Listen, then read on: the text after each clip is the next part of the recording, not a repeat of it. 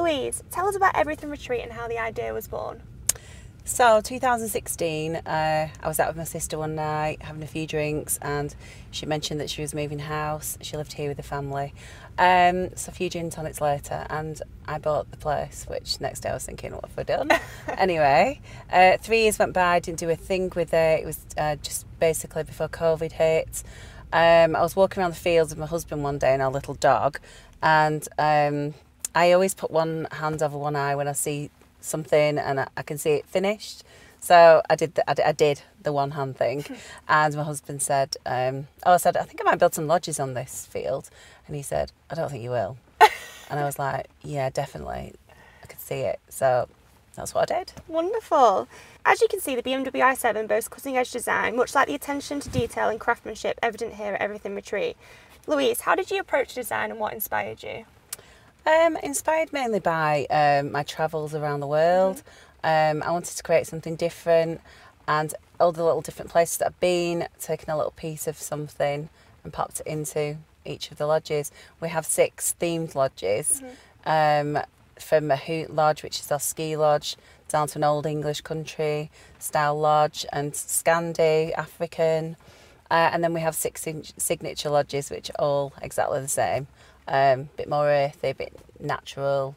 And is it correct that they're designed to show off the natural landscape that this obviously absolutely the signature lodges especially, yes. Yes. Fab.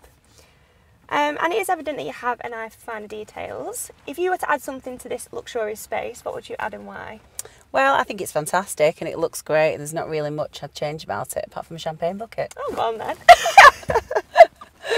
So the retreat promises guests a chance to escape and reset. Tell us about the guest experience and what makes it unique. From the moment you arrive and you come through the electric gates to walking into reception, greeted with a glass of champagne or a drink of your choice, I think it's the experience from the beginning. People say when they arrive they feel a sense of calm. The lodges with the gorgeous bedding and the hot tubs and the log burners, espresso, just everything is luxury, and it just gives you that time to relax and recoup. And you also have a great team around you, don't you, looking after the guests? Great team, fantastic team. We are all like one big family, and they're so invested in this place. They love it. It's like their home. Are there any women who have inspired your career? I think Carol Bamford is great inspiration. She comes from a farming background, as I do myself.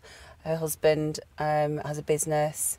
She started with a little farm shop on her farm, and she's gradually built it to something huge. She has a great vision, and I get a lot of inspiration from her. If you were to give one piece of advice to someone who wants to get into the hospitality industry, what would you say to them?